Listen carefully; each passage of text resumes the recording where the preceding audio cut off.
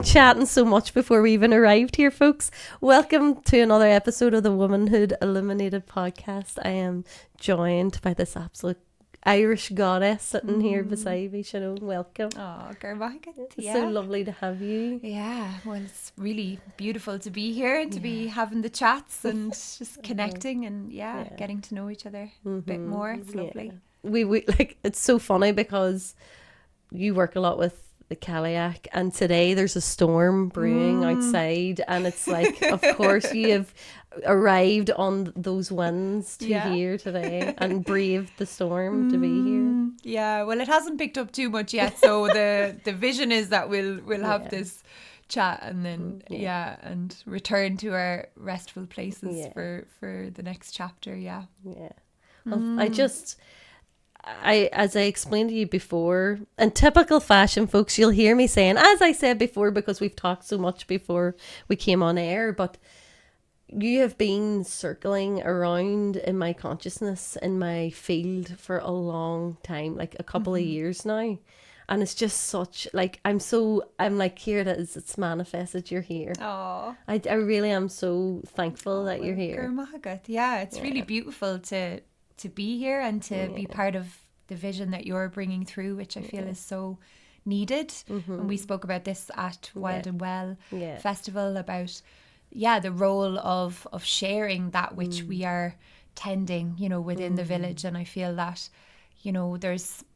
I was away recently, as many people that I love know, in Devon, and I went and I was part of this community and retreat space called Embercombe. And during that time away, I learned a lot about just the richness of, or remembered and came home to, like, wow, just the pure draocht that we're living through on this land at this time.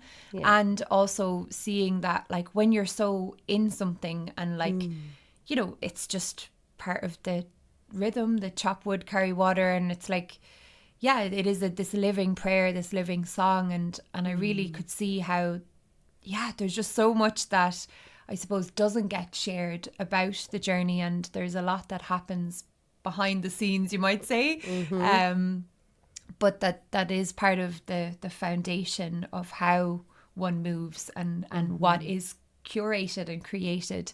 And so I feel that spaces like this are really special because they offer a little, like, window, a little window into what that human and soul and the characters and the crack and all the bits online, like, you only see snippets of people's lives, and I mean this is the beauty, like, I mean everything has their pros and cons, but the beauty of the online space of, like, social media, for example, is that you are, like, I would have never have known who you were. Well, that's not true. We would have been woven together at some point, but you've came into my life so much sooner because of the gift of social media. Yet it does only give you a snippet, and like we were saying, people make stories about who you are and how you move through the world, and of course, like, that's all about when you meet that person in any given moment, like, depending on what you yourself are moving through that day or the space that you're holding, like, that version of you. I mean, there's so many variations and versions of us that all, like, your mum has a different version of you than I have, than somebody that you've sat in ceremony with, you know what I mean? But there's an essence of who you are, and that's what I love about these spaces, because it's an opportunity for people to really get to feel who you are a bit deeper. So I want to take you back to the beginning, because this is stuff that I have, like, I love that I'm getting to have this conversation, that I've wondered myself. Like, where did you grow up, for example? Where are you from originally? So I grew up in Galway. And just outside the city, so out the Headford Road, and would have gone to primary school there. And my mom raised me in Galway, and then we moved to West Clare, so that's where my people are from, so the peninsula of Kirkabashkin, which is Loophead Peninsula of County Clare. So when you look at the map of Clare, it's like the very tip of Clare looking over at Kerry. so yeah, it was quite a wild journey in that I moved. So my mother got married to a man from Clare, not my natural father, as my mother likes to call him, which is has always made me giggle, because I'm like, yeah, as opposed to my like unnatural one. You know? But my father, he's from like just outside Cailleach, which is Cailleach A. And it's such a beautiful landscape overlooking the ocean. And then my mother's people are back from Cross, Cailleach A area, so way back, like, I mean, they're on down, kind of, you know, the end of the world kind of feeling, all surrounded by just edges everywhere, you know, the ocean, very few trees, you know, and this feels for me like as I grow and journey deeper into my own being, it's like that landscape just feels very, very like my own, you know, because I love the edges. But yeah, I was born in England, in Hastings, in East Sussex. Oh, right. And so that's where my mother brought me into life. And yeah, so that's been, I suppose, a big part of the more recent chapter of my seeing of this path as woman, you know, and for my mother and her journey as well, of bringing me into life on her own, and not only on her own, but on the island across the waters.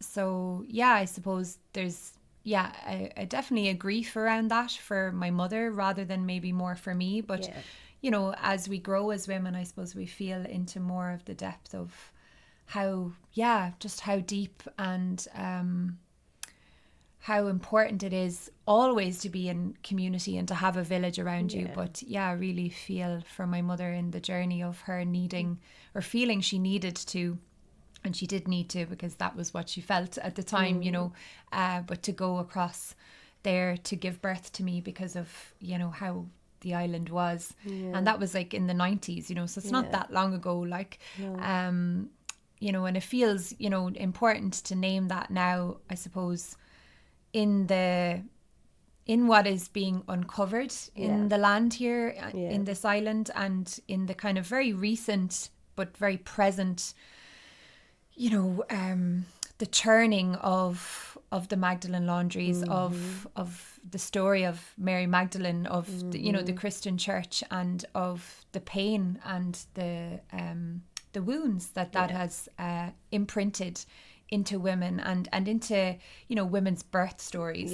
You know, so my birth story is imbued with that essence, and I can see now, and in the last more recent years, as I work more deeply with grief and therefore with birth and death, that I feel very deeply there's a knowing in me that the part of why I am in service to that is because of my own story, and because I was born into grief. You know, my mother was in deep grief when I was born, because she had just lost her own parents recently. So yeah, there's just a lot of, I think, layers within what we're coming home to, and within what we're learning about ourselves through the stories. But as we spoke to before this, it's like being liberated through sharing about the story, and knowing that we are much more than our story, and there is also such beauty in being able to speak and share it, because it's not something to be buried, or to be ashamed of, or to feel that we're any less than, of course, because actually it's like in our wounds and in that which we have endured, or our parents have, and it's in overcoming that and welcoming those parts of us home that we truly shine, and then we welcome others into like embracing those parts, you know, which can be, it's a lifelong journey. Like I wouldn't say that that's like just something, you know. You're like, oh, sorted now. No, I get it. So they're the alchemical power points in our lives, the transformation points, you know, and like arriving, I know that as you grow up, it's like you have arrived in consciousness to awareness of what that thread has been carrying in you, and of course it makes so much sense that because that is part of your narrative in inverted commas, like that, of course that's birthed the grief work has been coming up a lot the last few episodes actually. have been about grief. So it's really, and of course we're moving into the season of the Cailleach. Of course we're going into the winter. We're going in to that point in the wheel and Samhain, and I'm just like, it's such important work, and it's so important to have these conversations around the reframing of understanding what grief is and the purpose and the power and the beauty that lives there, you know, and to activate the voice, to give expression to these parts of ourselves and of our wider narrative of our culture and society and the land, you know. So I'm like, of course you are a midwife for that work, you know. So can we talk a bit about your work? Yeah, sure. I feel like that midwife piece is so profound. And before I do, I suppose I feel like as I was driving over here today, I just could feel the strength and the presence of all these beautiful souls who have blessed my life, like my mother, gifting me life and being courageous and strong in those moments to, you know, to listen to her own womb and her own heart, and to bring me through into this world at a moment when she felt, you know, so many different emotions around that. So I just really want to acknowledge her and my father, but also all of the, you know, the kin and the village that has absolutely, like, it's beyond anything.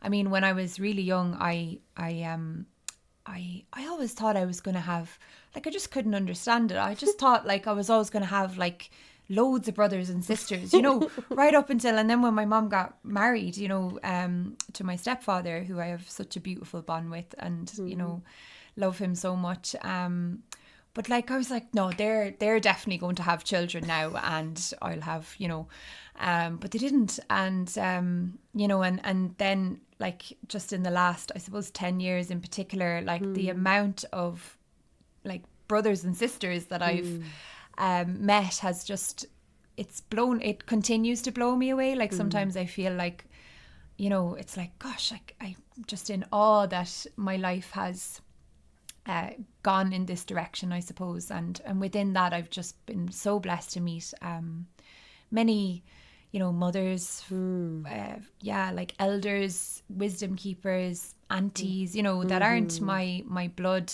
line, but actually have really offered me part of the reflections that I really needed. You know, they've given me this most precious gift of seeing me, you know, and long before I had any notion, I would say, even of what I was going to do, like, they could see something in me, and often, of course, in typical kind of elder ways, never told me much about there. You know, there might have been little kind snippets. little like trails that they were, you know, if I look back in reflection. So yeah, I just really want to honor all of those people and the places that have, you know, gifted me this homecoming to the gifts that I carry. And I suppose, I was just going to say, I don't know, you know, the expression blood is thicker than water. Oh yeah. Well, the true expression of that is the blood of the covenant is thicker than the water of the womb. Oh. So that is like your soul family. It's that bond is thicker. The covenant bond is thicker than the waters of the womb, which is the family that you've been born into. And I totally hear and see in that, because likewise, there's been so many beautiful souls that have come into my life, and they are like my soul sisters and brothers. Like, they see you and feel you in a way that is so deep and profound, and that arriving at that place that it doesn't require words. You know, it's like and quickly too, it's like you share in such an intimate space that you are sharing parts of yourself that maybe none of your family have ever experienced, you know, your blood family, and so that bond is so deep. It is, it really runs deep, and I feel there's a blessing within not being like connected in terms of an ancestral lineage piece that is quite liberating in terms of, the gifts that you both carry are often then more complementary perhaps, and you know, the kind of the capacity to see blind spots or to you know, just bring out other parts of that soul essence, which I feel is a great gift to receive. But so in terms of the work, which is, you know, it's a wild thing to think of, and I suppose I feel like I probably don't see it with that word, just to say that in my own, you know, because it's very much so like a way of being, I suppose. And you know, some years ago I remember a woman, a journalist, called me about doing a radio interview, and she was like, so what are you, like a shaman, or are you like a and I was like on the phone, and I was like trying to like find some words, you know, to like you know, and for me, I suppose I feel that it's very much so just become a way of being that very naturally over like a long number of cycles has like interwoven into who I am, and then the ways in which I'm guided to share what comes through and what is woven in through my voice, and with song is a big piece of what I bring through, which, you know, when I would have been like really young, that was, I feel, was really a strong anchor for me. Was I would just sing all the time, like my mom tells me stories about, and just all the imagining worlds that I was creating in my little spaces. But I feel like the voice is a big piece of what I work with, and the land, you know, the journey for me, I suppose, of where the deepening really opened up for me was when I came to the Hill of Uisneach, and that was in 2014. So it's like 11 years ago now that I stepped foot on that land, and my whole way of it was just like I was living in Galway at the time, so I had travelled there with 3 friends, and the elders and the ones who were on the land at the time, it was summer solstice, so there was a group of beautiful people there gathered, and we were welcome to go, and we camped over the other side of this grove of trees, me and my friends, and we were, you know, like we were just so innocent. And my friend Irla knew about the Hill of Uisneach and from when he was little, and had been there with his mom, and when we arrived, we were all just really like excited to be there, and they welcomed us into the space, and we watched them as they built this sweat house, and sure, we'd no idea what it was, and we didn't really know too much. We didn't bring any water because we were like, sure, there's loads of water here. And myself and Ryan spent the first night going like in the dark with a torch on our phones, like looking for this well that we and we never found it. We found lots of troughs full of water, but we didn't find any well. And the next day, this woman brought us, Sylvia, and she brought us through the land and like brought us to the well, and it was just one of the most profound, like the most, like I'll never forget, like the water there, and it was so hot. It was actually a hot summer those days, and I remember her saying to me, like, because we hadn't had water for like a whole day at this point, you know, so like I was like, it was like and then I was like just naturally like beside the well, you know, just I don't know, like I was just, it was all like, it's just like when you return to these places, I feel like the remembrance is so in you that you just and I had some little crystals with me and things, but I remember her looking at me with these eyes, you know, and she was like, I don't think I've ever seen anyone be like this at a well before. You know? I was kind of like so innocent, you know. I was like, didn't really get what she meant, but you know, just carried on. And I remember Kevin Hayes, a man who was there, and he's since crossed over to the other world, calling us on the last day the 4 welcome strangers. And the first night we were there, like we were making our little, we're lighting our little barbecue, you know, so we weren't lighting a fire and then we'd brought our own little barbecue for cooking the dinner, and we just couldn't, it wasn't lighting, like just wasn't lighting, and we were all looking at each other going, we didn't think of a backup, like, I don't know, what are we going to do now? As we'd hitched there, like it was a whole, you know, adventure, we brought all our bits, and next thing, just like as if he knew, of course, appears out of the trees this white Mirage. beard and white haired man, and he's like, you're very welcome to come over to our kitchen. And I was like, you have a kitchen? I was like, how'd you have a kitchen? So we went over, and and we broke bread with them and sat around the fire and sang songs, and it was really like, I left there and we got a lift back to Galway, and I had been studying there at the time, and you know, there was when I look back at it, I suppose there was a returning to Galway was important for me in my adult life, returning there to study. I studied radio and journalism, and here we are.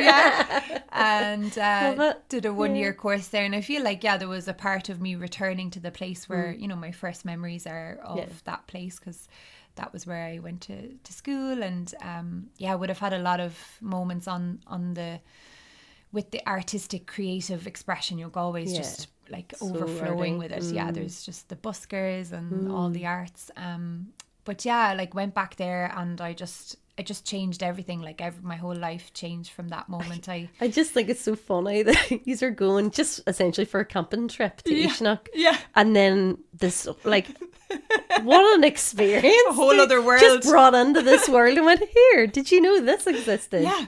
I remember being in the woman's van going back down. I was like, like, I'm going to grow my own vegetables, and you know, I'm just not going back to my job now. I had a little part-time job in Galway. Like, I actually emailed my boss, and I never went back in it. I was like, I actually can't explain this to you, and I'm really sorry to, like, because I wouldn't do something like that, wouldn't be my way now. It'd be, you know, but I was like, I just can't. Jeez. I couldn't begin to. I mean, where would you be going trying to explain that to someone? You know, I mean, they wouldn't have believed you probably anyway.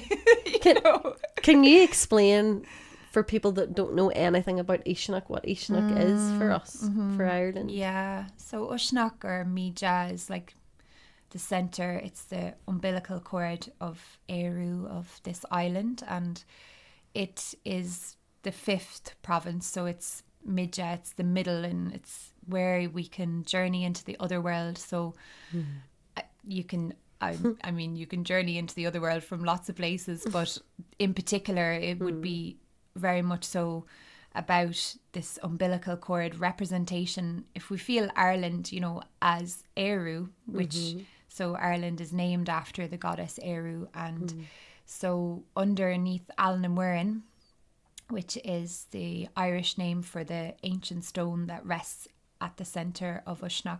And so beneath here is where Éirú, the goddess, is said to rest. So in that way, her essence is imbued here, but then also when we think of the centre and then the other directions all coming into alignment or resonance. So when we're in the centre, we're like, when we're in our own centres in our body, and it is about like us coming into that homecoming of seeing how we are interwoven, you know, or fitcha fuacha in the Irish language. We're interconnected with this place. And in our ancient texts, you know, it speaks to the different directions being associated with different qualities. So in the north, you had battle and warriorship. In the east, you have abundance and prosperity. In the south, music and the arts, and in the west you would have wisdom and the mysticism, and in the center is the sovereignty. And this central point is where all of the clans and the tribes would have traveled at Bealtaine every year to ignite the land, to imbue the land with this prayer for abundance, for fertility, for all of the families, for all of the tribes. And you know, usually probably they sent, you know, some of the family, like not everybody would have gone to the land probably at that time. But yeah, the igniting of the fire is part of the tradition for Sionnáin. And then from there, so all fires as well, just to say, would have been extinguished on the land before Bealtaine night, and then the flame would be ignited at Sionnáin. and then the members of each clan would take a flame from that fire and then carry it home and ignite all the other hills, you know, across the island. And in that way there's this honouring of the goddess and honouring of the land. And, you know, they say cattle used to be drove through the fires to bless for protection for the yield for the year, for the harvest to come.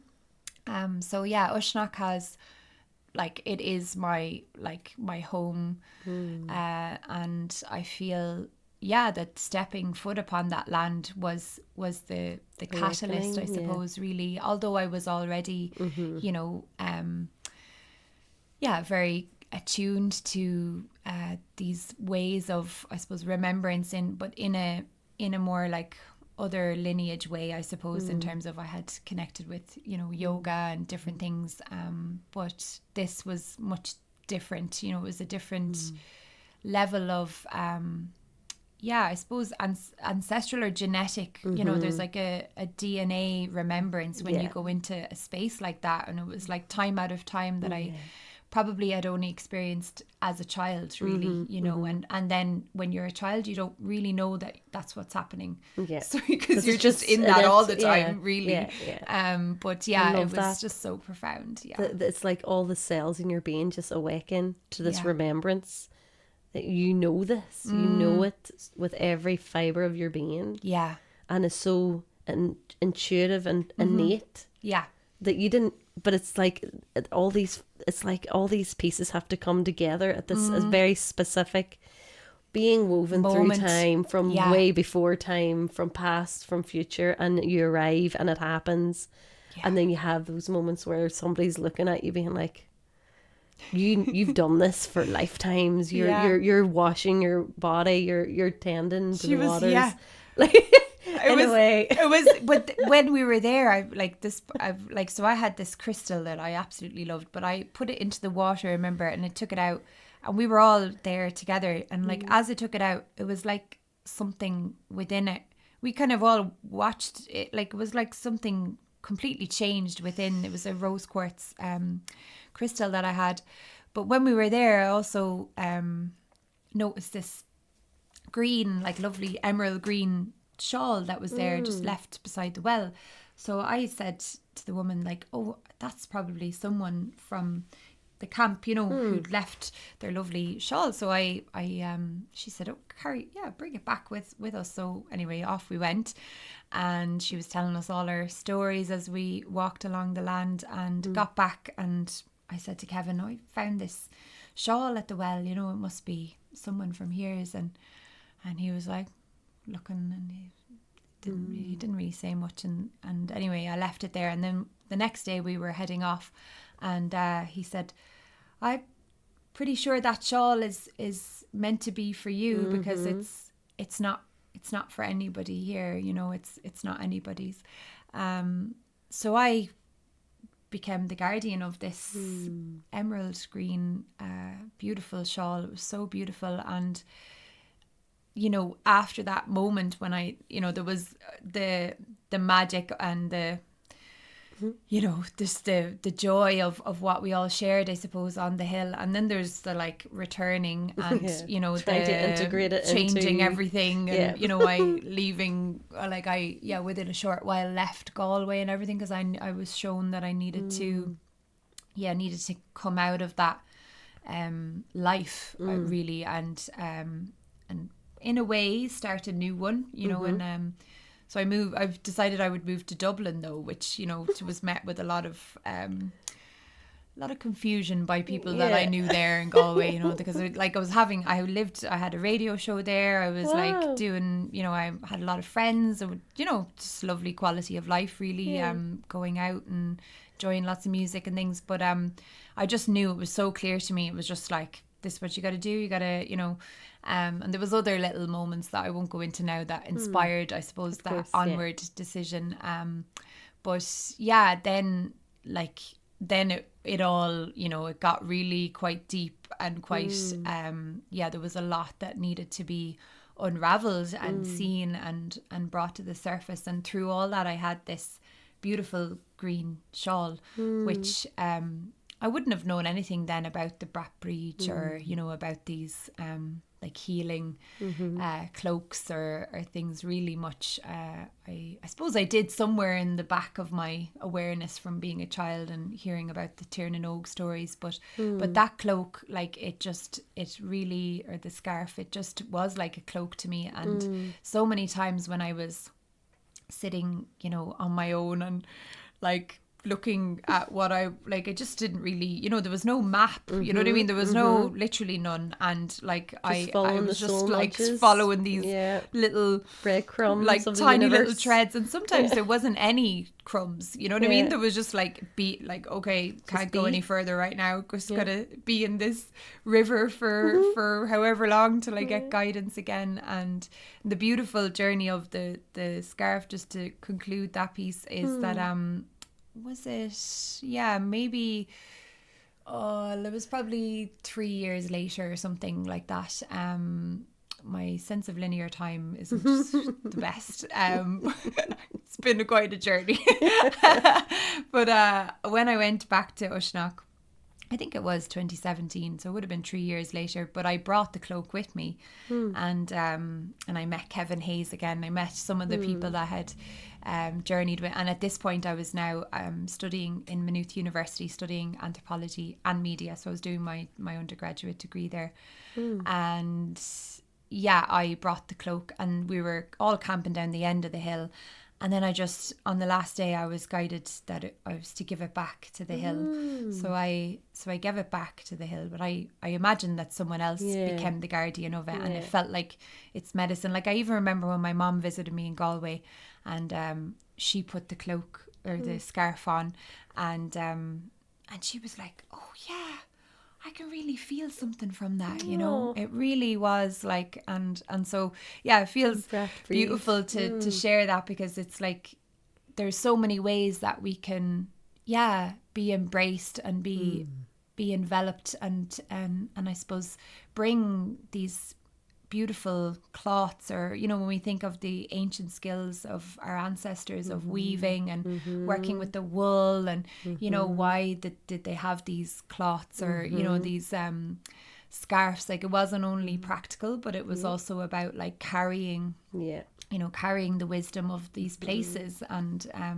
for me that was such a blessing and a balm in moments when I didn't really have a lot of kin around me to like guide me, or you know, the village was definitely not strong at that point. And I think for me, those little things, and of course the souls that I would meet along the way in all kinds of ways, they really helped to steer me onto the path, you know, that I'm now walking. And it's such a blessing. And it's, you know, as I share with you, because I don't often, you know, go into this depth of, and there's just, I mean, there's so much there. So I was like, even stories, I'm noticing as I'm responding to you, I'm kind of like, you know, I can feel all these other parts. It's kind of like, you know, when you're heading out the door and all the little bits I want to come me, I'll bring me. And I'm like, well, I can't actually tell all those stories right now, or bring all the things to the table maybe, but I can offer a little window in. And Uisneach is just, I suppose really the core of my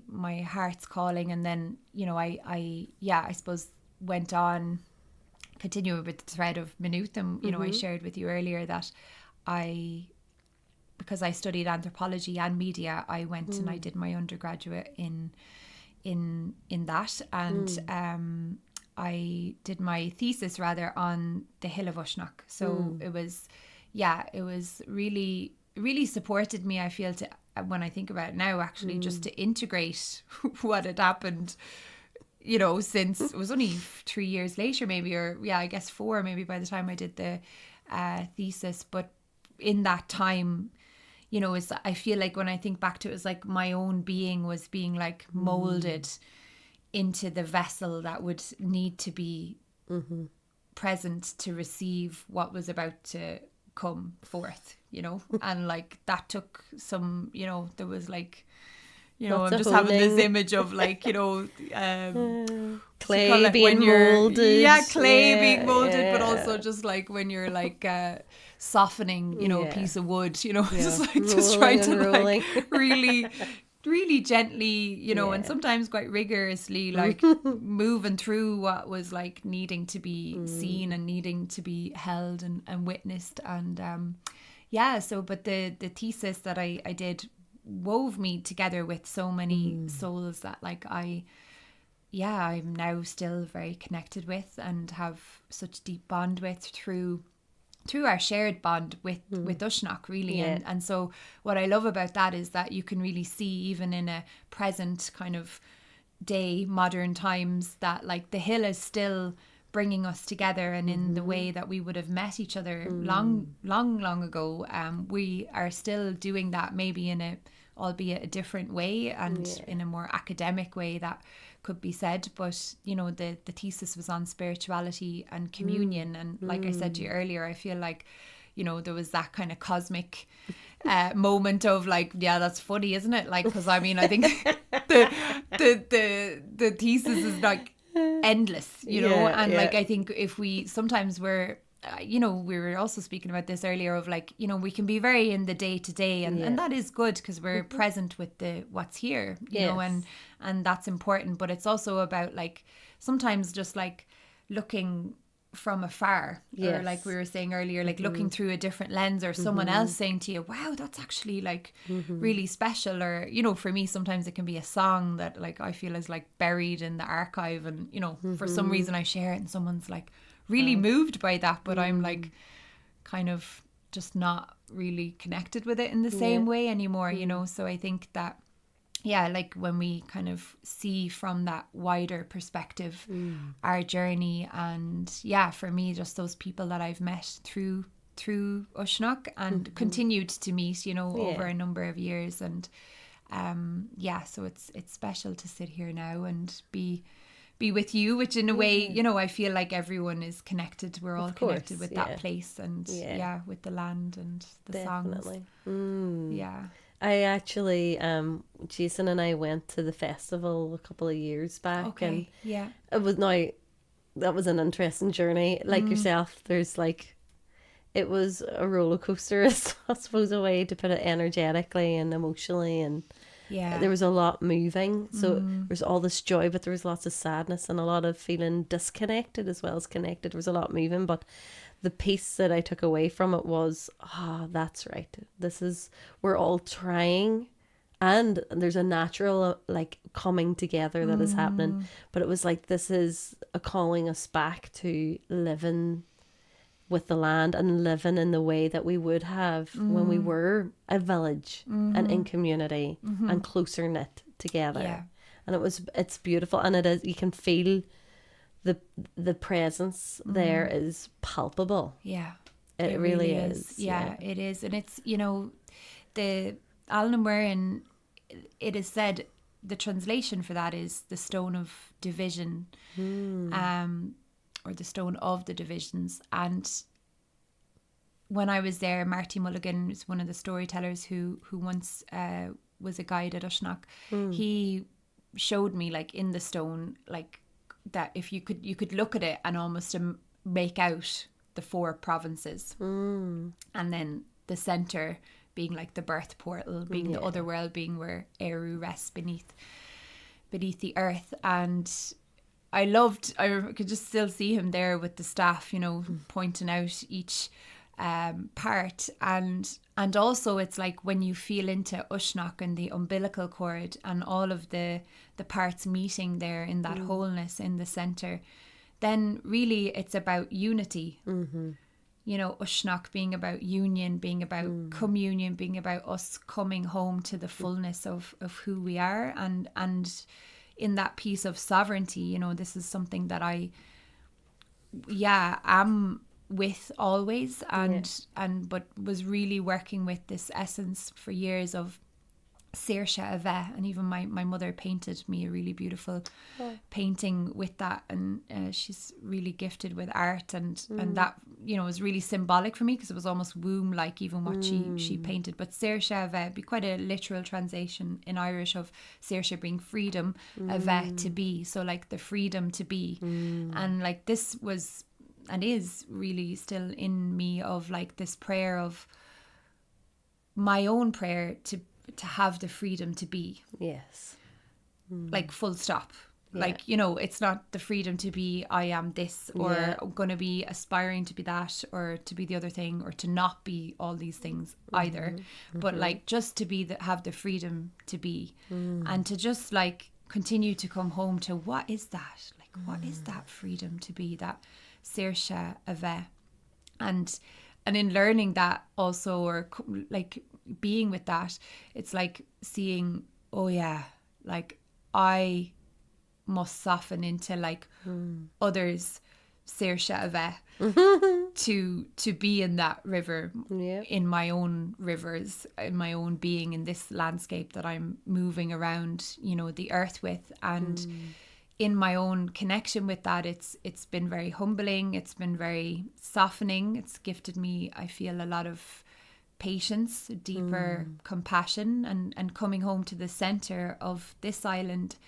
And yeah, how much of us is connected just innately in the center, because that is our center when we're of this land, when our ancestors are of this land, or even if we've been adopted to the land. You know, the Ireland loves to have lots of cultures on the island, and I feel like that's probably quite an ancient presence, not, I don't think, something that's either modern, but yeah, I feel like that central piece of union and unity, of sovereignty, is really held in these places, and in these places where many are called, and many need to be able to go to these places in a way of ceremony, in a way of sovereignty.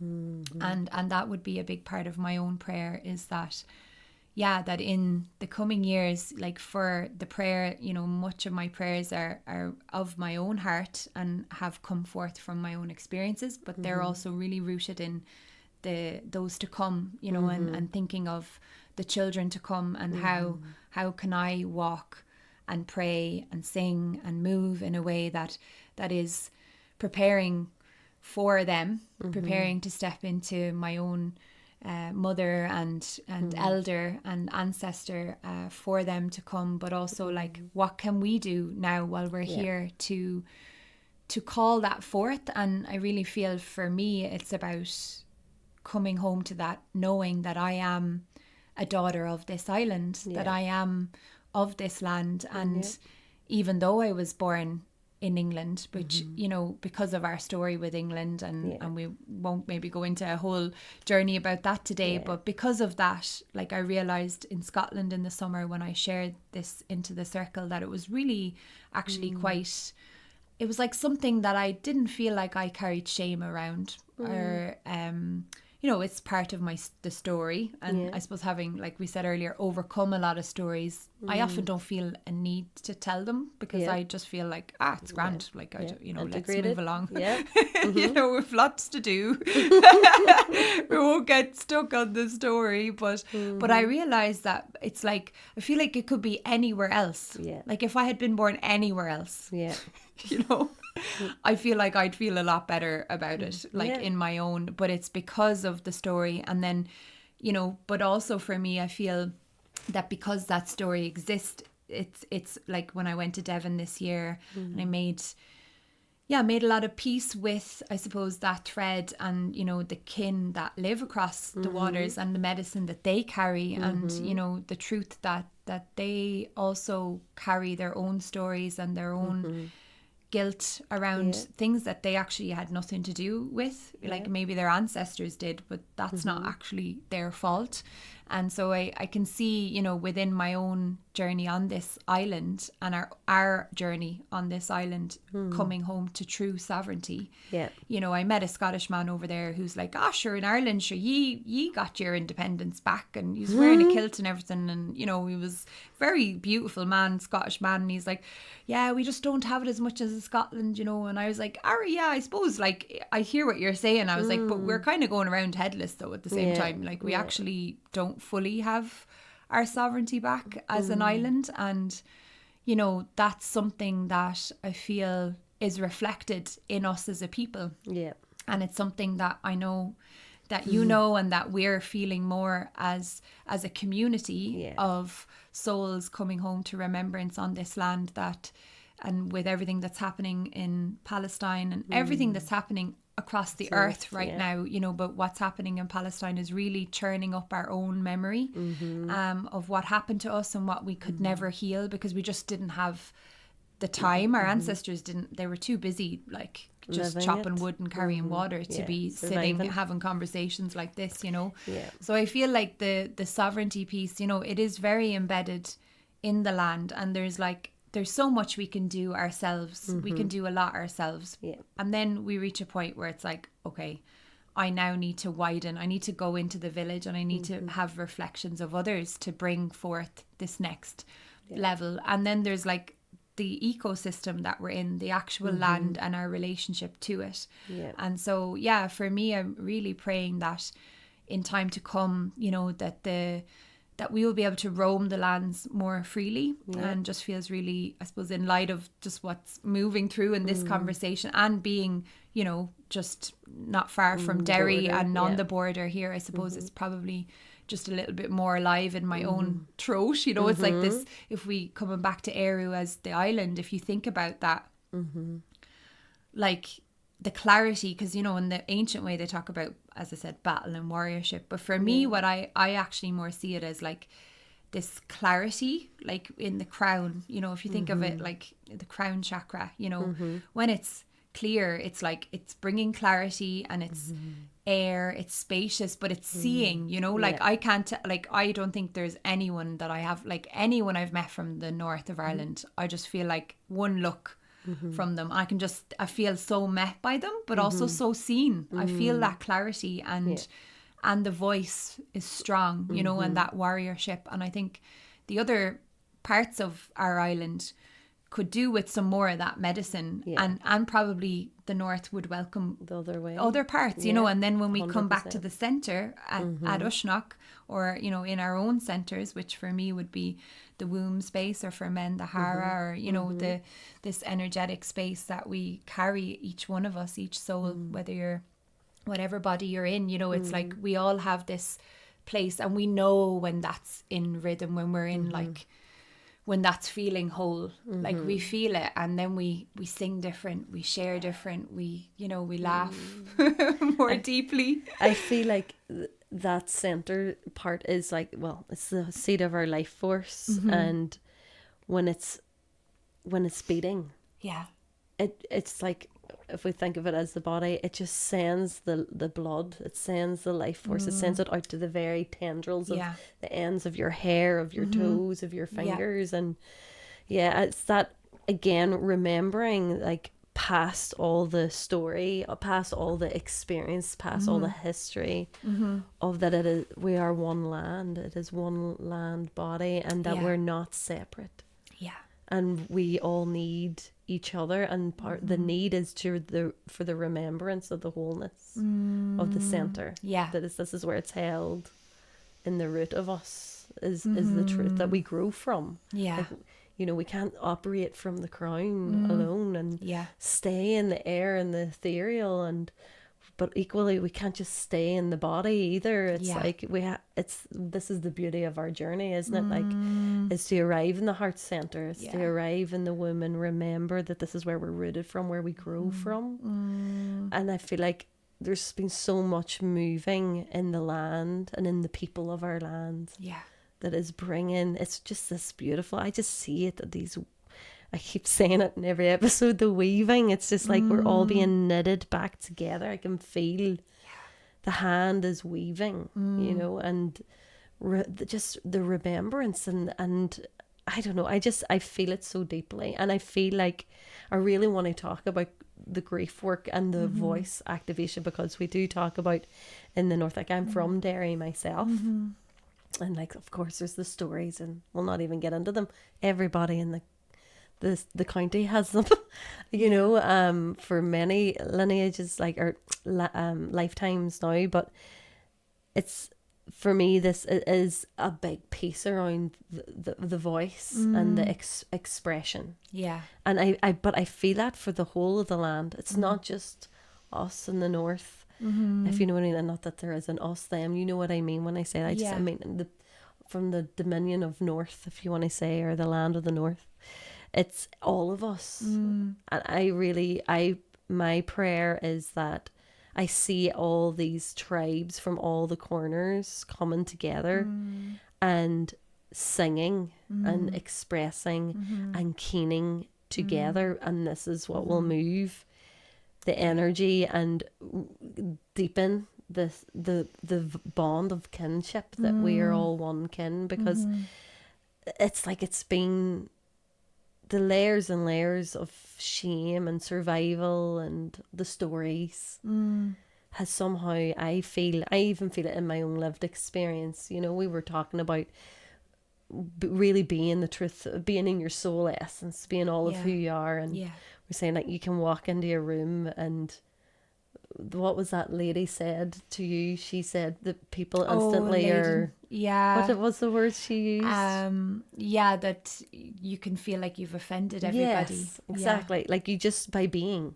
Or that you walk in and it's just people feel uncomfortable because you are so in your essence and truth. It's a lot for people who are not in coherence internal. Like there's no congruence between their inner reality and outer reality. But if you are congruent and you're fully in your truth, and that is like I hate the word trigger, but you know what I mean. It touches on something in somebody.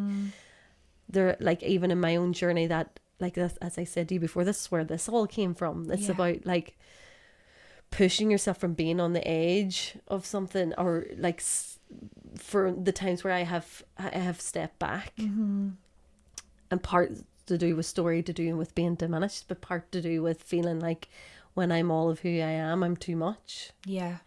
And yet this is the gift that we bring, is that by being all of who you are and being even showing up here in this conversation, even is that you extend the invitation to others to be the same, to do the same. And this is where the healing happens, and then the expression comes, because the big part of this is we have lots of ways we express, but there's just this part around the voice that is our medicine here in Ireland. Like there's a reason music and story and song is the medicine of Ireland, and it's all throat chakra.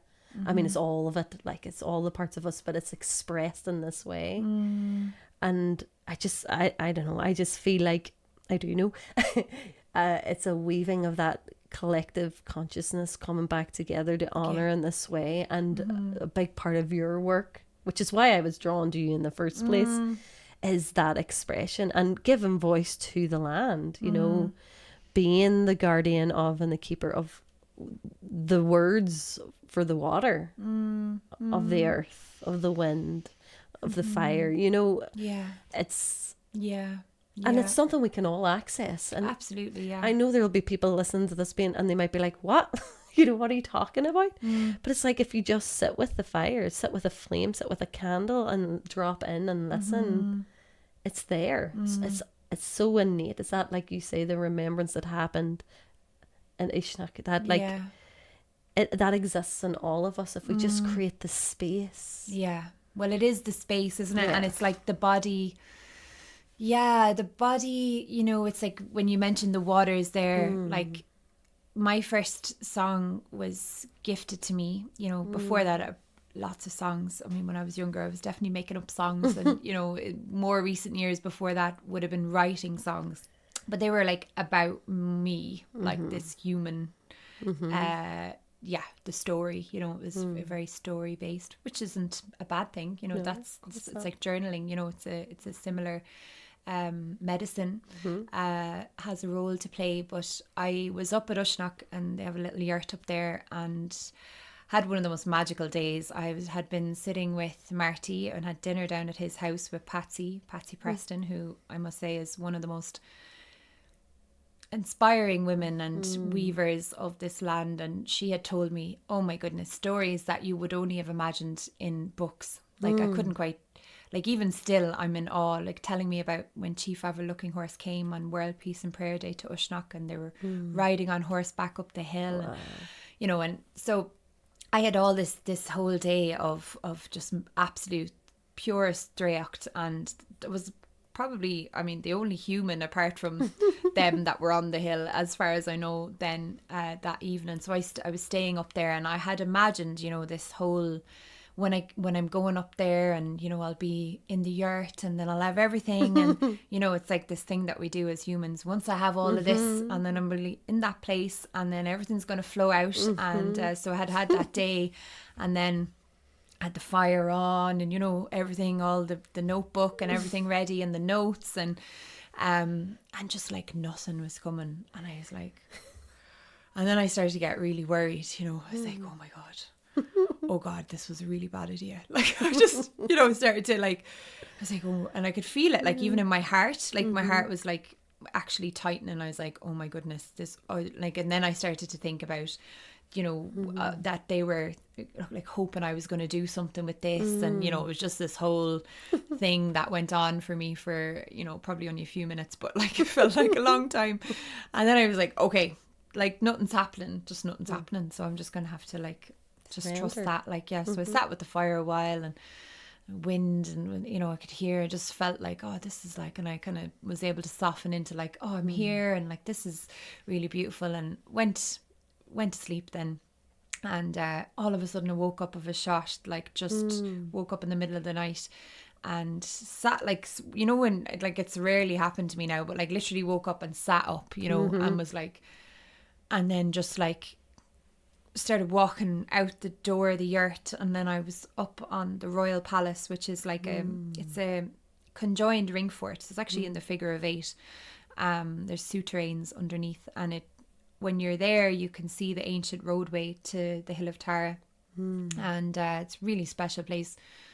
So I was just standing up there, you know, just in the middle of the night, as you do, you know, and just standing there, and I could just feel, like, I could feel them. There was like, it was like there was like countless ancestors were just like all, like, it was like I was being held up almost by them, like all at my back. And I just yeah, just standing there and looking up, and all the stars around, and then it was in that moment when I returned, as I was returning, the melody was coming in the song, and I could hear, when I got back to the earth, like I could actually hear the Cailleach, the harp, and this like gentle flute sound, which is, you know, Cailleach A, really, like, you know, it was the music of the land. And this song then, which I could actually sing it for you. I feel like there'd be no other way than to just sing it and let it speak for itself. Is it the land that called me? The ancestors whispering, blowing in the trees like the wind. Sitting here at Sionnáin, the center of our land, a land filled with love and blessings from above. It is the land that calls me, the ancestors whispering, blowing in the trees like the wind. The stars are twinkling, they gently remind me of who I am, a timeless entity. It is the land that calls me. The ancestors whispering, I am here to serve thee. What a blessing to be.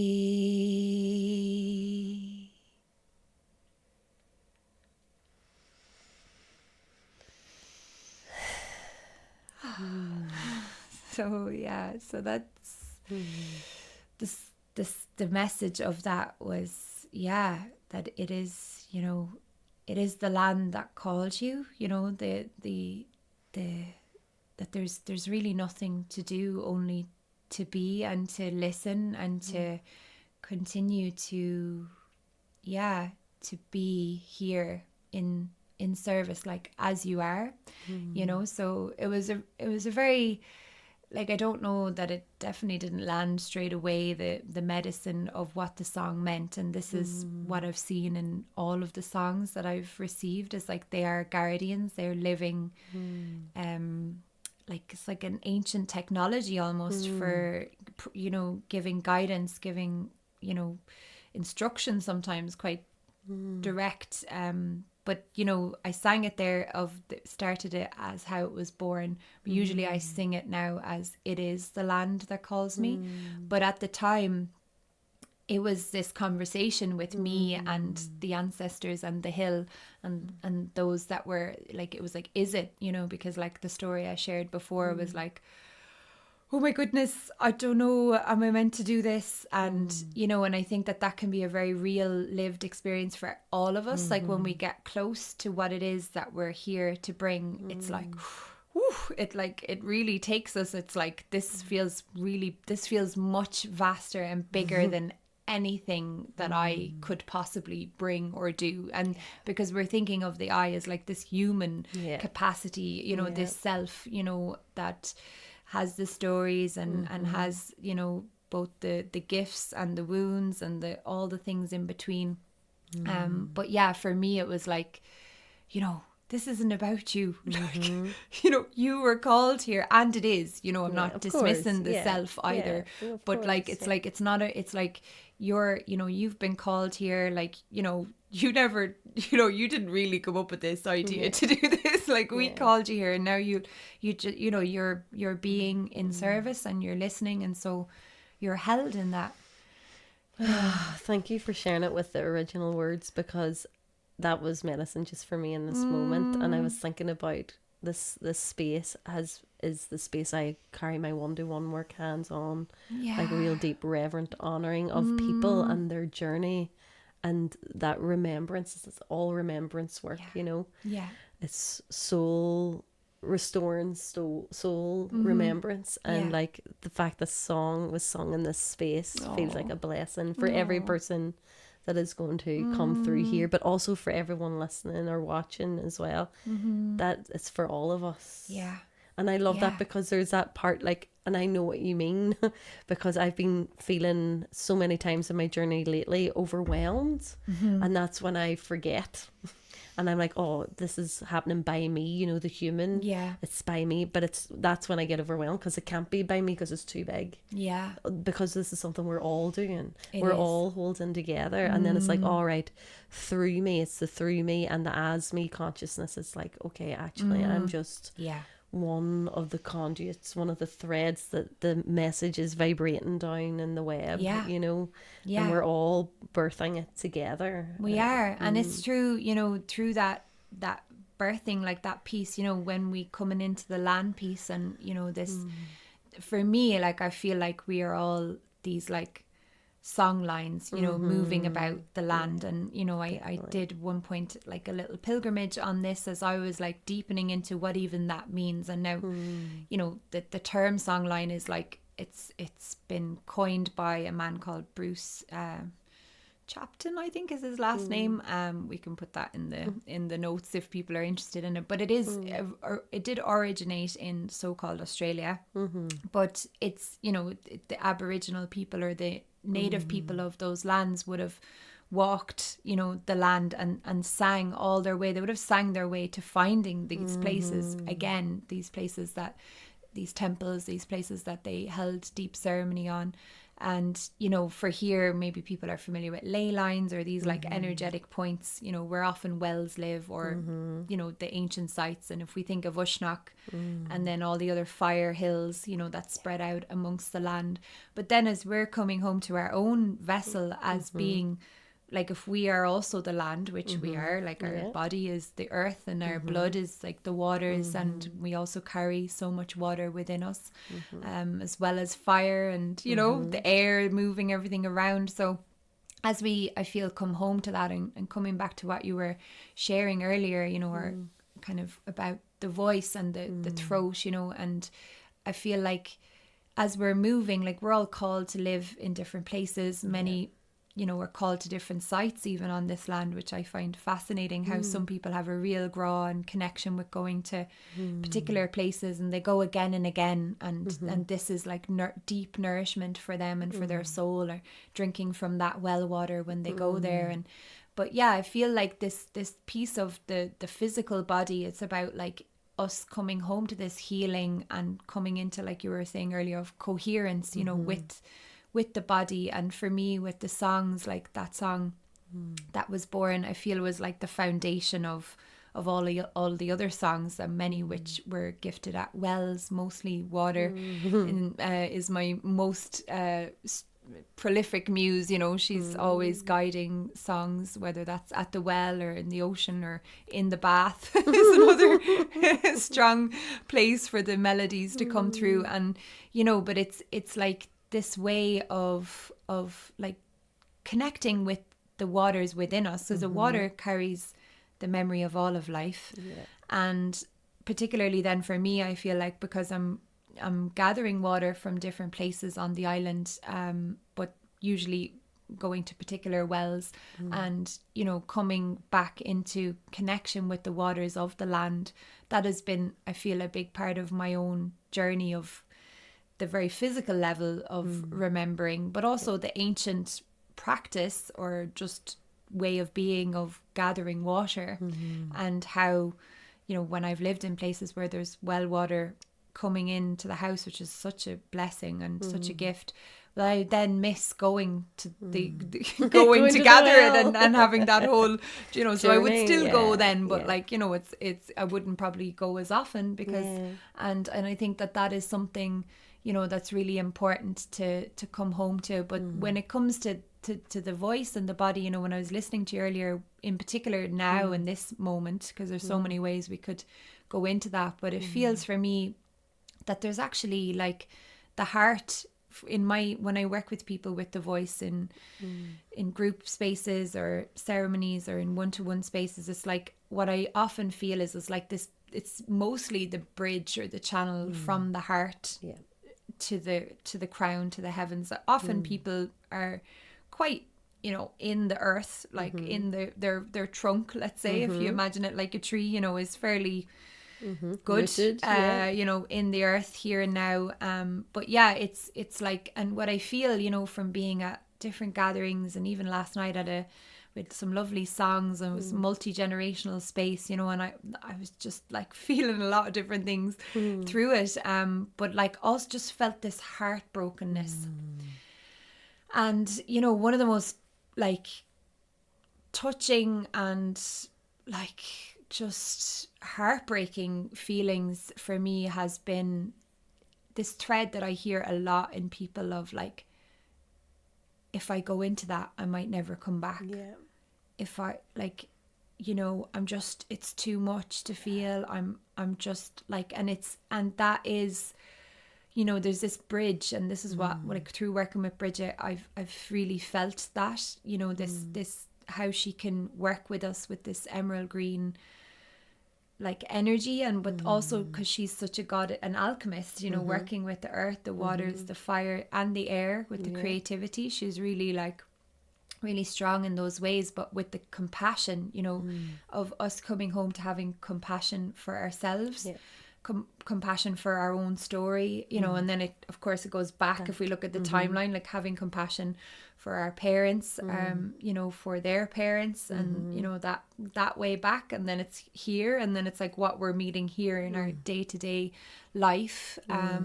Can we bring compassion to those little moments where, you know, we might get a bit ruffled or whatever, and come out of our heart, and, you know, and then it's like looking, I suppose, for me then toward more and more towards like those kind of future ancestors, and those who are going to come through. And for me, a lot of what tends the fire within me is like feeling those who are going to come, and like I feel like it's almost like every cycle is preparing the ground for that, you know, for the young children to come, but in that way, working with ourselves, with, you know, with just you know, and it is gentle to begin with. I feel like, you know I've shared a little bit of my own story today, and I mean there's a lot more there that I could go into, and I suppose what I would say within that is like, it doesn't have to be this big story. And actually like the arc of my own journey and the modalities I've trained in, is the reason I went about it the way I did was actually because I had some quite strong experiences at the early point of my journey, and I suppose I feel like I met some things that were like, ooh, like really strong, and like I feel like I was resilient. I had gathered resilience through my younger years, so I was, you could say, able to meet those moments, but it was also a lot to deal with. And so I always say to people, like, you know, and the guidance from working with the grandmothers and the Cailleach is, you know, the Cailleach's often depicted as this like fierce woman, you know, who sees everything, and she's stern, and she's gonna like, you know, like grandmother who's gonna like really go into it, but she's also really soft. And like, really, I feel like now where we are, it's in my own self, it's like, how can I soften, how can I, you know, really come home to these like feminine, like loving, embracing practices, and ultimately, to do anything, we need to cultivate that like foundation of trust and of safety within the body, like, and how can we curate that, how can we invite others in to guide us into that, and how could we just gently even begin to hum something, or to sing, you know, and like, to voice, just, I would really love to do that, you know, and to feel like you can say to your friend, or you know, your partner, or whoever it is, or just put it out there in your own little way, put a prayer out there into life, that like, this is something I'd love to do, and really, I feel like just encouraging that gentleness, because if the heart is broken, and if there's a lot of grief, and there's a lot of sometimes people don't know either what their stories are, of course, or what their ancestral patterns are that they've inherited for different reasons, so it's not always that clear. And I would say you don't always need to go into all of that either. Not everybody, 100%. Like, I'm definitely here to work with grief right now, and with song, and you know, I work a lot as well with the nervous system, and recalibrating the you know, it's like reweaving, you know, within the body. It's like through the waters, these neural pathways, but also within the tissues, within the actual physicality. And for me, that work is like, it's all woven into like a bundle almost of, you know, coming into connection with the body, and really coming into that dream time space where it's like phenomenal what we can, when we just don't do anything, you know, coming back to what I was sharing earlier, it's kind of like counter-intuitive, actually, I think. And it took me a while to kind of feel into what those different ingredients might be. But the voice and the song and the dream time, which I feel like our ancestors had such a good relationship, beautiful relationship with. And but then now where we are, I feel like, you know, because there is a lot of, you know, like, I suppose there can be in the body or in the lineage or in the land, like, because our people kind of weren't always practicing our ancient traditions. So there's a little bit of a, you know, it's about it's a good gap in a way. Yeah. You could see it in different ways. I mean, I don't think my own feeling is that it was never fully lost No. in the way that it's often portrayed to be. Yeah. I do feel, and I think that's reflective in even those who kept speaking the language and who gathered the songs, and It's still alive. It's still alive. It's just kind of kept just very quiet. The mainstream consciousness, it's not there. Yeah, the same, and sometimes there's also that so. spell of like it wasn't, like it didn't happen, or like it hasn't been happening. You know what I mean? And I just feel like we need to be careful around like blanket statements of like it was lost. Yeah. We have, it's like, because even in our story of like the two a day Dannon, like sure they went in under the mounds and into the wells and into the streams and the rivers. Sure, they never went anywhere. Like, I mean, that's like, that's a wild out statement. They're rooted even deeper. Yeah, exactly. And they're coming now and have been over the last, I suppose, good number of years, coming back into our presence and into relationship with us as we are, as I suppose, humanity. We are ready to carry those gifts and those mythical ways in a way where we can do so with integrity, and we can do so with care and honor and beauty, and share those with our communities. And it feels like, I know we all feel this, I feel in our own in our own ways, but that it's just such a blessing to be here at this time, and it's also a lot to move with as well. So just want to also acknowledge that it's not just one. This is a thread that's been weaving through me in my own personal journey, and it just has been echoed back to me all around, and you just did as there now as well, which is this cultivating inner safety. Like all of this work is about cultivating inner safety. And I had a lady here just yesterday, and that's literally the conversation that we had, and it happens again every being. I feel like all the work that I am doing, that all of us are probably doing, all taps into grief, for whatever and it is like part of, you have a story, but letting go of that, because sometimes it's just feeling it. You don't need to know where it came from or what. It's just, what are you holding in your body, and moving that, and like this feeling like, and so many people that I've worked with, it's that feeling like, oh, it's Pandora's box.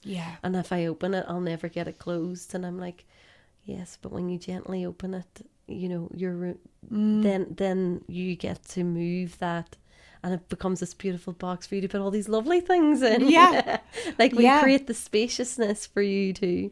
But yes, it's that cultivating the safety of knowing how to hold being in it, and letting that close again, like the seasons, like the way you have your time of being in the winter of even in a moment.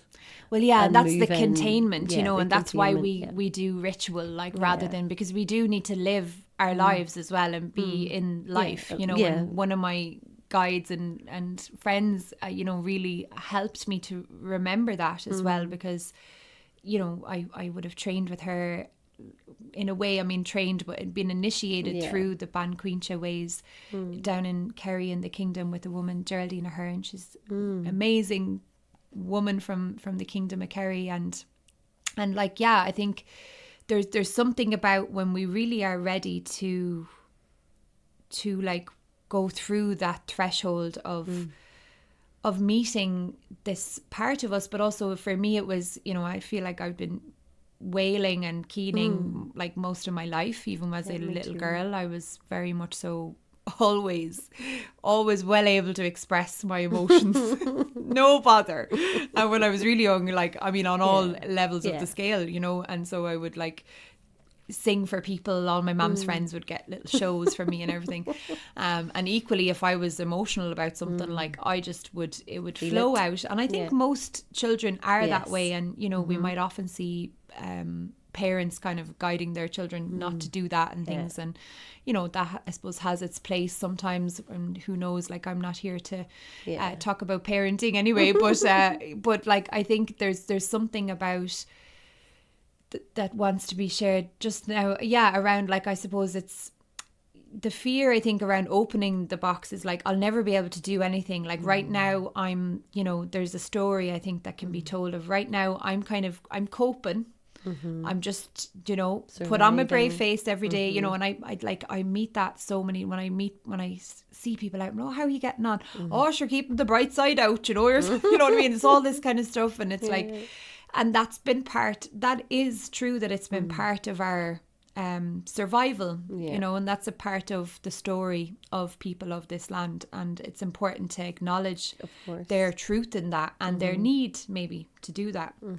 And then there's like a generation rising and you'll know if you are one of those people, because like I feel like we didn't really go into it earlier, but like when you come through with a mission and with a vision, and like sometimes you don't even know what it is, but it's reflected in how you are present in your family and what you're unearthing, what you feel like you absolutely must do this, it's like a dog with a bone, it's just like and I remember even having this conversation with my mom once. I was like, I just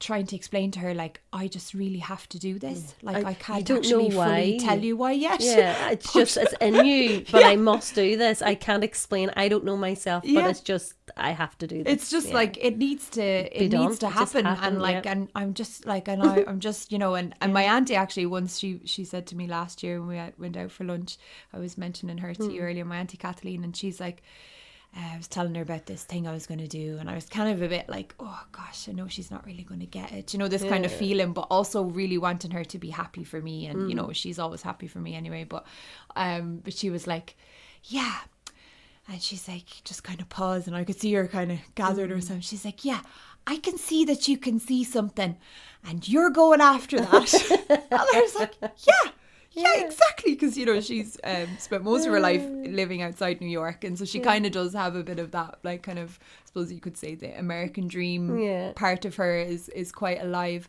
But it's it's like the thing about it is that we are here now, like on the earth, and we're doing our best to integrate like who we want to become, who we're being dreamed into being, whilst also still living like in life every day, and three-dimensional reality, families and communities, and it can be a lot, so I think within that thread of the grief that's coming, or the fear that might be there, like sometimes it's really valid, that inner voice that says like, I can't open that now, and like I would encourage like discernment around that, but also trust, like maybe speaking to someone else maybe about it, rather than allowing it to like just go through your own mind over and over again, because if it's resurfacing, then there's probably something in it. And there's a man that does some great work around grief. I like to call him the grandfather of grief, and his name is Francis Weller. So he has a book that I would really recommend people. It's called The Wild Edge of Sorrow. Rituals of Renewal is the subtitle, and like in that book he talks about the 5 gates of grief, but one of them, which I think is really just comes alive within our conversation today, which is the gate of what we expected but did not receive.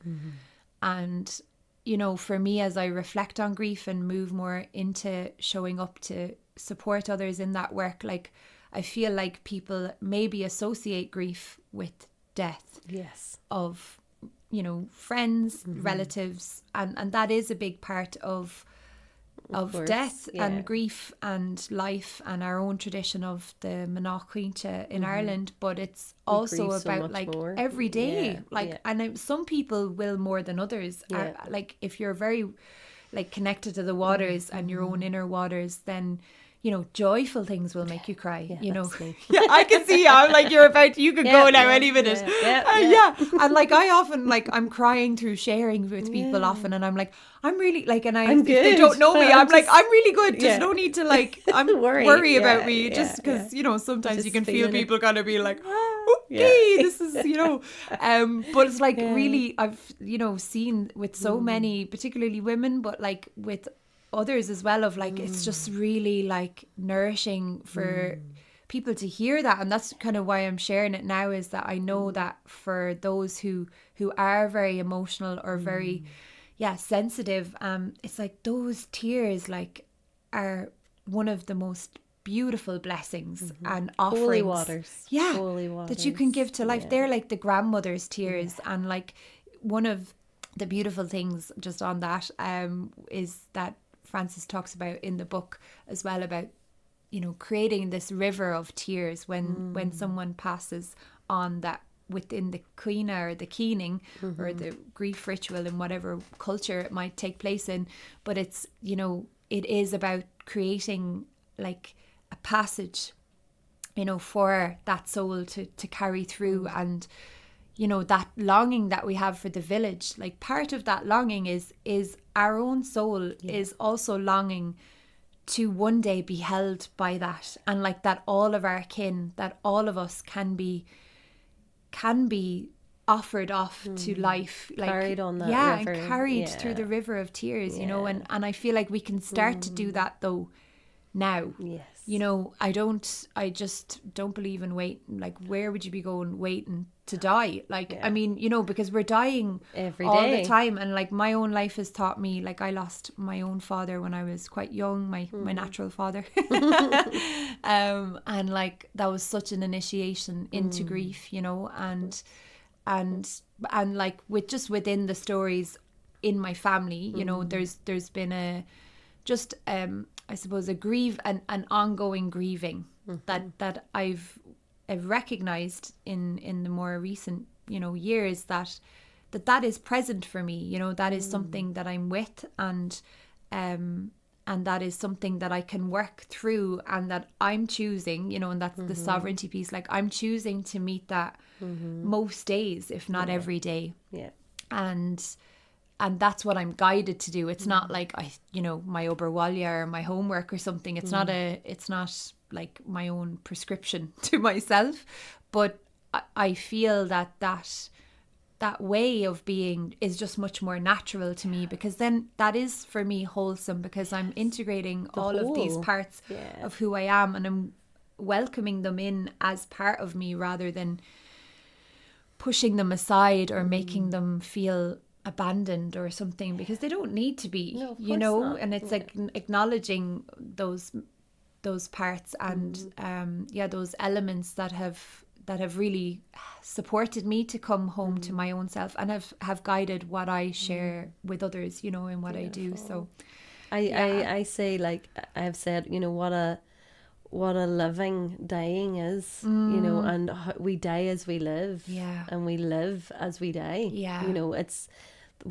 connected, and like of course there's grief work for those we have lost, but there's the grieving of all the visions and dreams that we seeded that didn't come to fruition. But equally, like, just there's so many ways to grieve, and there's so many parts of us. We grieve versions of ourselves that had parts that were unmet, and we have the versions of us that we thought we would be that we did not become. Or it's just, to me, it's always this, it's like the contraction and expansion constantly, and it's something that I'm passionate about, this work, because, and that's why I wanted you to be here and share this, because it's so intrinsic to life, you know.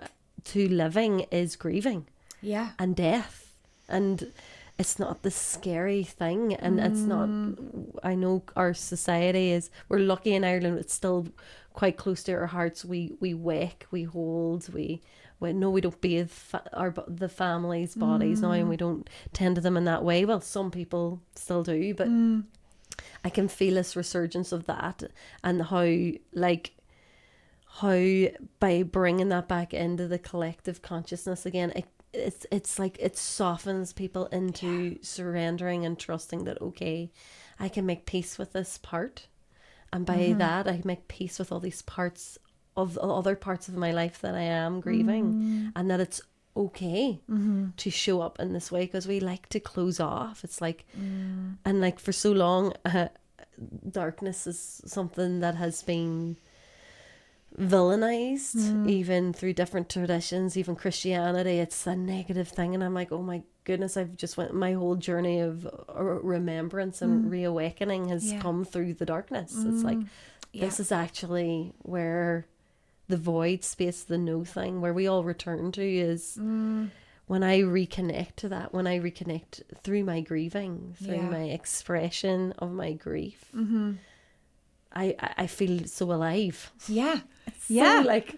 well, this is it, because then you can be in your, like this, out of the shadows and into the light. This was something that I've been woven into this cycle coming, it's like, because there's so much about, the light and and like coming home to that's really important, but like it's, what is in the unconscious, in the underbelly of the land, and it's like coming back to that piece of the Tua de Danann, they are coming forth, and they're singing to many souls, and I'm just one of those who are receiving songs, and that has been, a big part of my journey has been creating spaces for others to come into that and to share what I've come to find, and to see them stepping more forth into that river of wisdom. But it's like, coming home to those shadowy parts, and within our own stories here, like the generations now and like coming up, it's like I don't feel, because of our timeline and because of, what we've endured and what our parents and those before us alchemized on behalf of us, particularly for me, my sensing on that is the grandmothers, they really bore a lot in the womb. And now I can sit here, like, or just like when I was in Cornwall visiting my auntie, and she was talking to me about when she went to London, and how she, to keep the head down, and couldn't, didn't talk to anyone really much, and now she'd be my eldest auntie, but still, like, I didn't share lots about what I was doing there, working in the retreat centre and things. But I was like, a couple of months after that, I found myself at a medicine woman gathering around a fire with women from all over the earth, but with a lot of women from England, singing with them in Irish around a sacred fire. From, like, I can feel that in my womb, like now as I'm even speaking it. And I didn't need to tell my auntie that or try and go into that, because I felt it would have been a bit much for her, so I haven't shared that with her. But I know I don't need to, because I know in my own bones and my own being, like, how much that ripples out and creates. And women came up to me the next day after, and were like I spent most of my day talking to beautiful women that were coming up and saying, like, oh, I just felt so much compassion, and I feel so, like, it was like they felt they had received, like, this gift of being like, just to be invited in to sing in this language.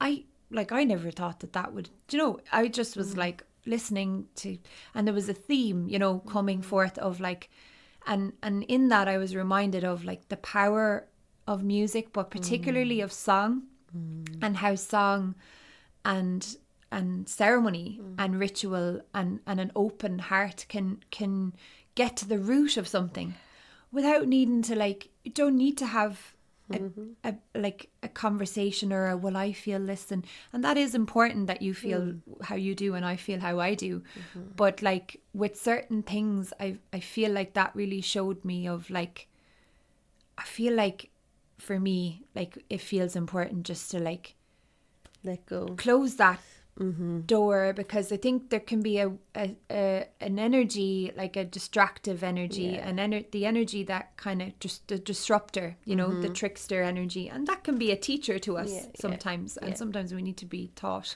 we need to learn how to not let that in, and that can be, but, like, you learn it and you move on, and it's like, but that really showed me of, like, okay, let's close the door on that story, and let's move, and let's not forget the story, because we're not here to repeat history or but we can come together and we can sing and we can acknowledge, and if we do need to go into a one-to-one with somebody about something, we can, but in a way that we are asking each other as well, just to say within that, like, would you like to, can we have a conversation about this now, because that's a way different kind of container then, and when we feel contained and when we feel held, then we feel that we are as safe as we can be.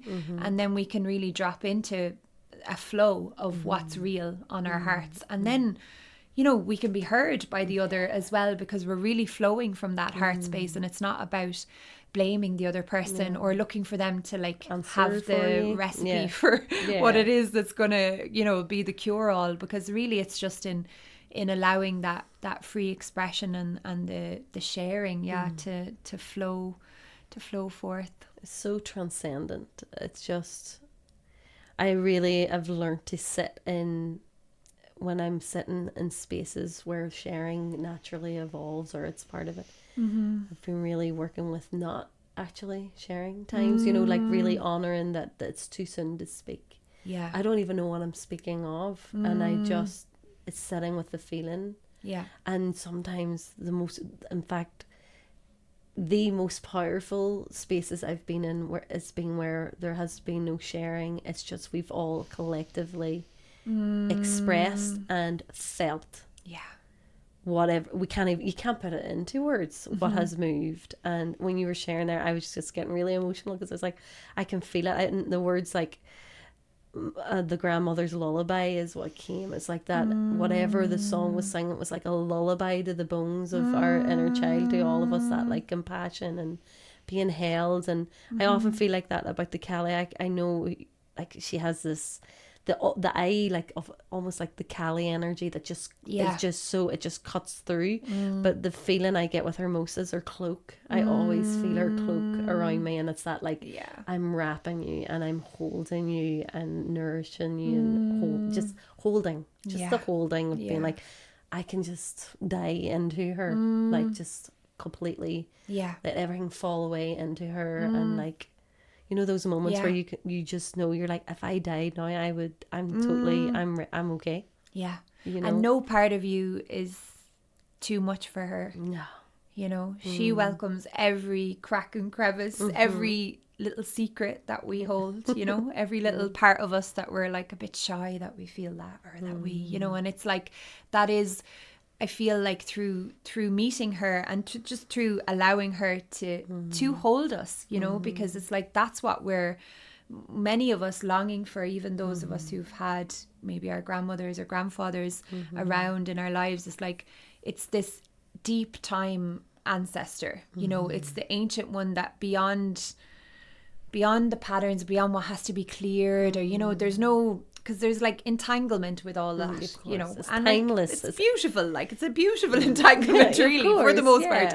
But you know, but it's like, you know, and that's when I'm working with people on the ancestral level, like it's really common and just present that it's usually way back, you know, people like, you know, because the thing about the more recent ancestors is often there can be, I don't know fully, but like I can feel sometimes in my own lineage, like they're still kind of working through some things, and they're in a particular, you know, like, little bubble of whatever that is, you know, because I'm not going to sit here and be like, I know what that is, because I don't, but like, it feels like, you know, if you feel into them, it's just an intuitive thing, you know, but then when you feel into like Bridget or the Cailleach, I mean, when you feel into the Cailleach, like you're gone way back, you know, she's timeless, she's like, primordial energy that is creation beyond, story, beyond any, there is no story, she's beyond, exactly, she's like, there's nothing you could tell me now that's good. I got it like, all. Mrs. Cailleach, come here, did I tell you? She's like, no, I've seen it all before. Her energy is it's my favorite. I'm like, I like to dwell like you on the edges. I like to stay. I'm just like, if it's, I don't know, I'm like, let's just go deep. Let's just dive deep. I'm not a surface swimmer. Let's just go there. Let's go. Because that's the point of power. I always ask every guest, like, if there was one resource that you could share. I feel like your song is that resource that you just shared. But if there was a little tool or resource that you could share, just whatever's sitting in, you know, for our listeners, that they could tap into in this moment or in any moment in their lives.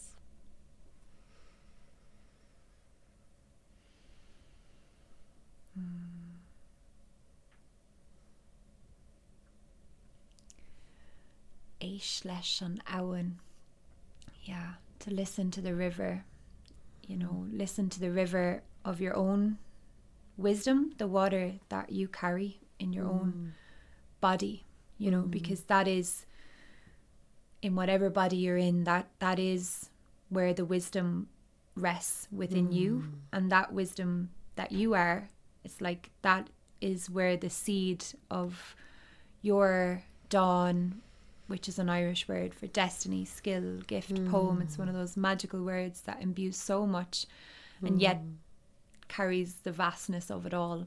It's, yeah, this is where I feel, for me, and I feel for many, the waters carries us into then the places where the other waters and tributaries, so the waters of your being, like our waters now are dancing together and playing, and, you know, they're maybe grieving together sometimes, you know, and that is, I trust in my own heart that the prayer that I walk with, the prayer that you walk with, and the prayers of those who came before us and who will come have guided us to be here, because we are listening to those rivers within our own vessels. And I feel if every soul on the earth were to come home to that remembrance that there are rivers flowing within this vessel, this temple, and I just imagine like how this earth, this home would be if we felt that was what we were.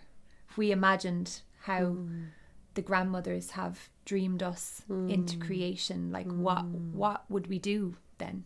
How would we go and how would we meet the river down the road, you know?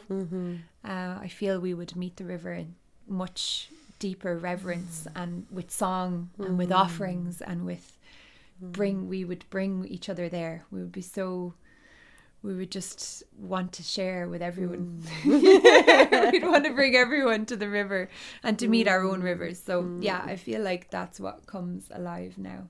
Thank you so much. I know, again, there's so much medicine in this conversation, and what I would like to say is, if every word didn't land with you, if you're listening and watching, just know that, feel the vibration, the frequency of what is being shared, that it's beyond the words, it's in between the words of what is being shared, and just feeling it in your body. And that is the waters that we're sharing and talking about, like feel into your waters. And when you're connecting with the water, when you're drinking it, when you're bathing in it, you know, connect with that energy and the flowing that is happening over and in and through you, you know, that how that connects you to your own waters. And that's the gift that you are, and the gift that you give is the gift of your waters, of the flow of life. Yeah. So thank you so much for everything. I always ask another question too, and then we'll share the card pool. Yeah. And if I know that was a saying, so I'm going to ask, is there a phrase or a phrase or a sentence or a ritual that has been most healing or illuminating to you on your journey of healing? There's so many, I know. A saying though, like a phrase. Yeah, it could be something. A phrase. Okay. Yeah. I would say, there's a couple now coming in, they're like, me! It's like what happened earlier. The first one that came, which is Tug a Buggy. Tug a Buggy. Because bug is soft, so like tug is like take it easy, you know, but take it softly is really what it means. And I feel like it's just got that like beautiful, you know, gift that the Irish language carries of feeling like how it sounds and what it means. And and I feel it's a message for these times, you know, is to remember to take it softly, and coming back to what we were sharing earlier of just really having compassion for ourselves. And then the other one, just because I'm just going to have to say it because it's also connected, is Sionnáin Cailleach A, which is there's no strength without unity. And that feels also woven because of Uisneach and Aintas, you know, which is unity as well. So just to lean on each other as well in a good way, and to branch out, reach out, you know, stretch ourselves a little bit to maybe welcome in that guidance and support.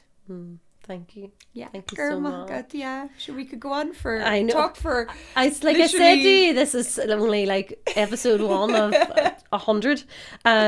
We had a card pull, and interestingly, you picked the same deck that I was going to pick, which is Jane Bridson's deck, or Bridson. I'm not sure the pronunciation, but Jane made a deck for the Cailleach, and she illustrates them all herself, and they're so beautiful. Yeah. And the card again, I shuffled and Sionnáin picked it, and it's rest, and I feel like that is so apt, because that going softly is like gift yourself rest, gift yourself the spaciousness and the silence and the stillness, and like we're coming into her season now, you know, like to really allow yourself to rest your bones in winter, and everything is good, everything is okay. Yes. And everything will be revealed in spring when it's meant, because this is dream time we're entering. Yes, now, so it is. Yeah. allow ourselves to dream. And I have allowed myself to dream, and it came